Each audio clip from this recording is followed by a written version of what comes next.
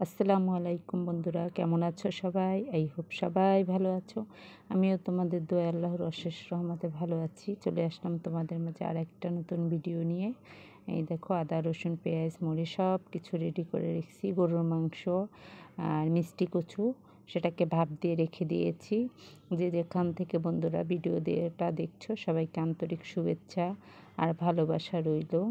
ইতিপূর্বে যারা আমার বন্ধু হয়েছে সবাইকে অভিনন্দন, আর যারা এখনও হয়নি প্লিজ ভিডিওটা দেখো। যদি ভালো লাগে প্লিজ আমার চ্যানেলটাকে সাবস্ক্রাইব করে বেল বাটনটা অন করে দিও, তাহলে নতুন ভিডিও ছাড়লে তোমাদের মাঝে পৌঁছে যাবে। তালটা গরম হয়ে গেছে, আর অনেক দিন তামেদ কচু দিয়ে মাংস দিয়ে খেতে ইচ্ছা করছিল, আনা হয় না, অনেক বড় পাওয়া যায়, আর অত বড়টা আনতে হয় না। তারপরও আজকে আনলাম অনেকটা বড়, 3 ভাগ করে, এক ভাগ একদিন রান্না করলাম ডুগাগুলা, আর এখন আবার একদম নিচের সাইডটা গরুর মাংস দিয়ে রান্না করব, আর মাঝখানে আছে ওইটা আবার একদিন রান্না করব।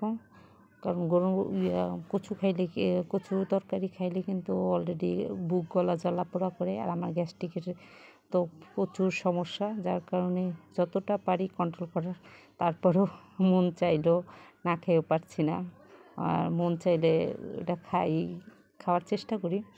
তারপর কিনে নিয়ে আসছি, আর আমার মেয়েও অনেক দিন তোমার বলতেছে, আম্মু তুমি যে আঠালো আঠালো করে যে কচু শাক রান্না করো, ওটা একটু রান্না করে দিও। তারপরে মেয়েও খাইতেছিল, নিয়ে যে মেয়েরও খুব পছন্দ। গলা চুলকায় নাকি এটা বলে, কিন্তু এই যে মিষ্টিটা আমাদের গ্রামে বলে পানি কচু, ঢাকায় শুনি মিষ্টি কচু বলে। ওটার ডগাগুলো লাল থাকে, আবার পানি কচুটা মিষ্টি হয় আর গলাও চুলকায় না। আর একটা আছে মান কচু না কি বলে, ওটা আমি রান্না করতে পারি না, ওটা খাইলে আমার গলা চুলকায়, এই জন্য আমি কখনোই জানি না। একবারই আনছিলাম, সেটা গলা চুলকাইতেছিল, তোমার ভাই খাইছে, কিছু বলে না। পরে আমি আবার, তখন আমি খুব অসুস্থ ছিলাম, তখন আমার কেমোথেরাপি চলছিল।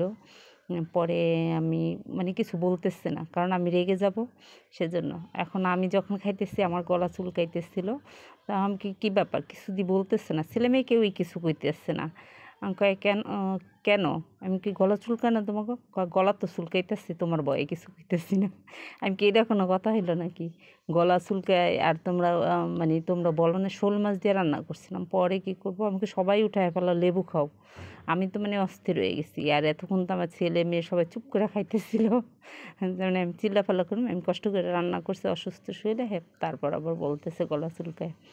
পরে আমি কখনোই ওই কচুটা আনিনি, কারণ হয়তো বা আমি রান্না করতে পারি না, কেন ওরকম হয়েছে আমি বুঝতে পারি না, কারণ আমি কখনোই রান্না করিনি। কীভাবে করতে হয় ঠিকঠাক মতন মনে হয় আমারটা হয় নাই, কারণ আমি আমার বোনের মেয়ের হাতে খেয়ে আসছিলাম, ওর কাছে রান্না করছে, ওর গলা চুলকানো, শোল মাছ দিয়ে রাঁধছে, আমারও ভালো লাগছে। পরে আমার গলা চুলকাইছে, তা ও আর একদিন আমার রান্না করে খাওয়াইছিল, যখন আমি আবার ওর বাসায় গেছি, তখন যে তুই কচু রান্না কর, আমার খুব ভালো লাগছে, কিন্তু আমি রান্না করছি চুলকায়। ওই তো ওর মাংসটা কিন্তু কষানো হয়ে গেছে গিয়া, দেখো, আর একটু পানি দিয়ে দিলাম। এখন একটু শীষ দিতে দিব, শীষ দিয়ে 2-3টা শীষ দিলে তারপর আবার বের করে তারপর কচুটা দিয়ে দিব।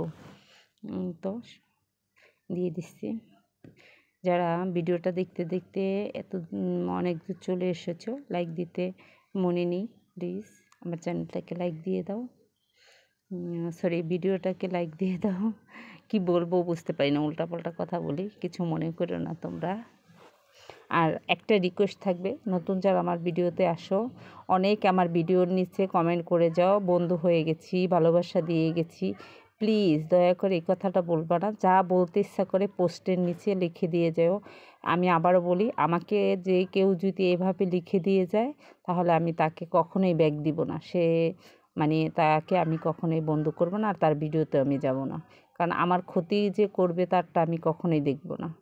তোমরা অনেকে জানো না, বলে ফেলো, কিন্তু আমি বলে দিই, তোমরা যদি কেউ এরকম বলো, তোমারও সমস্যা আমারও সমস্যা, কেন ভিডিওর নিচে এসে এরকম কথা বলো, পোস্টে লিখে দাও। আর যারা অনেকেই দেখে নতুন চ্যানেল শুরু করেছো, পোস্টটা নামাও নেয়, পোস্টটা নামায় নিও, কারণ তোমার পোস্ট যদি না থাকে, তাহলে তোমার ভিডিওর নিচে এইরকমভাবে বলে দিয়ে যাবে, তাতে তোমার সমস্যা হবে।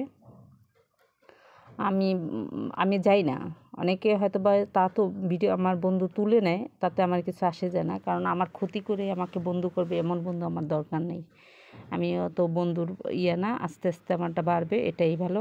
কারণ আমি অত তাড়াহুড়া করি না।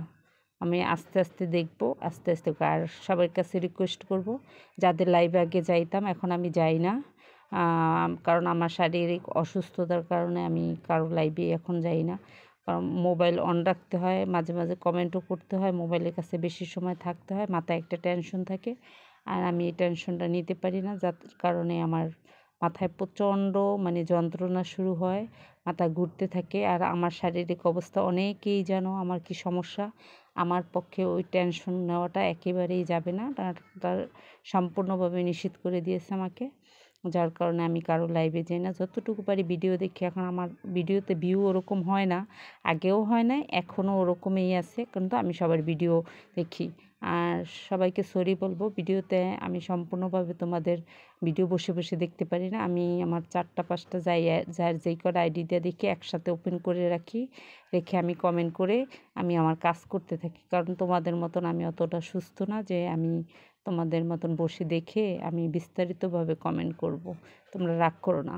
দুপুরে নুডলস রান্না করছি, মশলা ছিল না, সাদা সিধাভাবে একবার রান্না করছি, অনেক মজা হয়েছিল।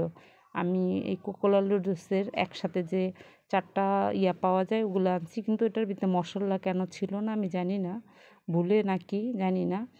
আমি ওইটা কেনা হয় না সবসময়, ইয়াতেই মিস্টার নুডলস কেনা হয়।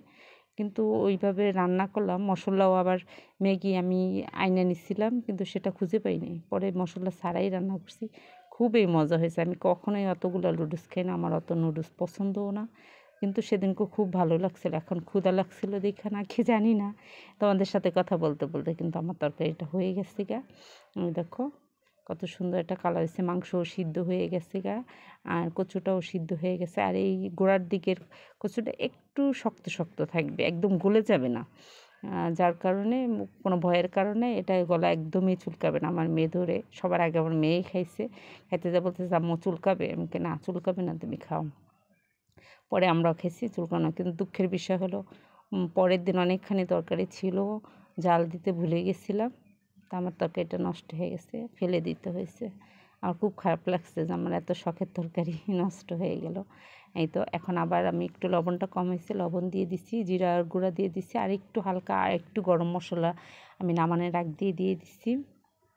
আমি সবসময় সব মাংসেই আমি নামানোর আগ দিয়ে আবার এক্সট্রা একটু গরম মশলার গুঁড়া দিয়ে দিই। কারণ আমার হাতে তৈরি গরম মশলা, আমি কখনো গরম মশলা কিনে আনি না, সব কিছু মিলায় আমি বাসায়ই করি। অনেক আপুরাই জানে দেখি। আজকের ভিডিওটা এই পর্যন্তই। সবাই ভালো থেকো। আল্লাহ হাফেজ। আসসালামু আলাইকুম।